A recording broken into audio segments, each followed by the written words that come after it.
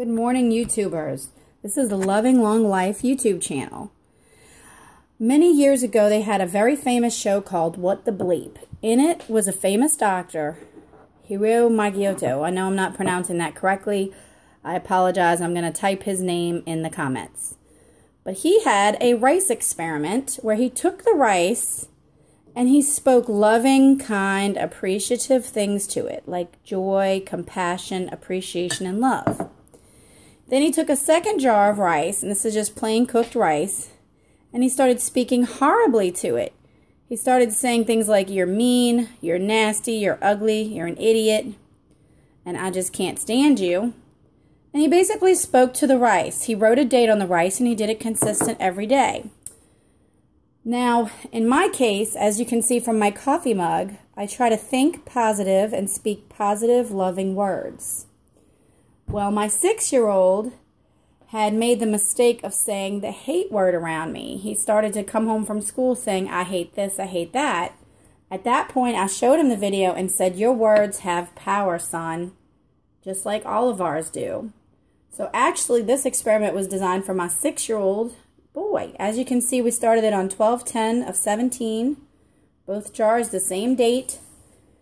And to be honest, I haven't been that consistent. Only when I hear him say bad words, I say, "Go talk to your jars," and I watch him, and he really he was throwing some of his passionate anger because he gets very frustrated. If his Legos don't work out right or something doesn't work his way, he gets pretty frustrated, and he was shouting and yelling at some of this rice, and I'm talking yelling. He was calling it the idiot word. He was calling it all kinds of names, telling it it's disgusting. Which I didn't even write that on the jar. I just wrote anger, and being mean. But he was calling it, anyway, things he heard at school, he's calling it. And the love one, and I made him spend more time on the love one. I said, tell it how much you appreciate it. Tell it how you appreciate that it's white and fluffy and fresh and loving. And then when I would go in my pantry, I would see it and I would realize, wow, I need to remember to do it too. And I would really do it I would say once a week I would remember to talk to it. So it's not like that big of a deal. I just have it here in my little cabinet next to my little vitamin tray, my coconut oil tray, and of course, all my pretty little goblets from my New Kids on the Block cruise. If we have any BH sisters, you'll recognize that cup from the cruise.